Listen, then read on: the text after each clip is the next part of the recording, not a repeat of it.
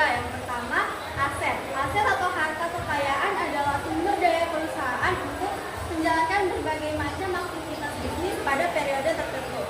Contohnya, aset perusahaan adalah tanah, transportasi, bangunan, gedung, dan uang kas. Yang kedua ada liabilitas. Liabilitas atau kewajiban yaitu dana pinjaman dari pihak kreditur yang harus dilunasi sesuai dengan kesepakatan. Semakin tinggi liabilitas, pasifa juga akan meningkat. Contohnya dalam jangka panjang yaitu utang bank, utang hipotek, utang obligasi, utang pemegang saham, dan utang sewa. Nah, yang terakhir ada ekuitas. Ekuitas atau modal adalah aset perusahaan yang dimiliki oleh pihak ketiga, seperti pemegang saham. Pihak ketiga dapat meningkatkan aset kepemilikan dengan melakukan investasi. Dana sebaliknya, pihak ketiga dapat menarik aset dengan menarik dana perusahaan. Contohnya saham. Berikutnya ada prinsip persamaan dasar akuntansi. Persamaan ini adalah perhitungan untuk menunjukkan keselarasan antara aset, total hutang, dan modal.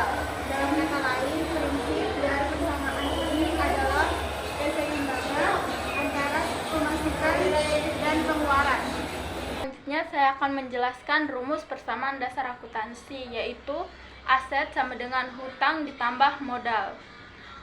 Selain itu ada juga rumus persamaan akuntansi lainnya. Selain memahami unsur dan rumus persamaan dasar akuntansi, ada juga menghitung lainnya yang sewaktu-waktu bisa saja dibutuhkan ketika mengelola data keuangan di perusahaan. Rumusnya adalah laba bersih sama dengan pendapatan kotor dikurang biaya operasional. Selanjutnya ada break even point sama dengan biaya tetap dibagi harga jual dikurang biaya variabel per unit. Selanjutnya ada rasio kas. Total kas dibagi liberitas lancar. Selanjutnya ada rasio hutang terhadap ekuitas. Sama dengan total kewajiban dibagi total ekuitas. Selanjutnya ada pengelolaan aktif dengan jenis. Yang pertama ada harta berwujud atau aktiva, terdiri dari dua jenis. Yang pertama ada harta lancar, terdiri dari kas, perusahaan tadi, perlengkapan, piutang, pendapatan yang masih harus diterima, beban dibayar di muka, dan persediaan barang dagang. Yang kedua ada harta tetap, yaitu ada peralatan, mesin, kendaraan, gedung atau bangunan, tanah, dan investasi saham atau obligasi. Yang kedua ada harta tidak berwujud, terdiri dari hak paten, hak merek, hak cipta, lisensi, dan goodwill. Yang ketiga ada utang atau kewajiban, terdiri dari utang lancar, yaitu utang usaha atau dagang, usaha bayar, utang gaji, pendapatan dibayar di muka, dan beban yang masih harus dibayar. Yang kedua ada utang tetap, terdiri dari utang bank, utang hipotek, utang obligasi.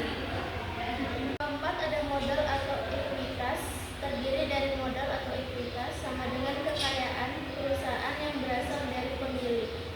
Selanjutnya ada kas, sama dengan kepentingan pribadi.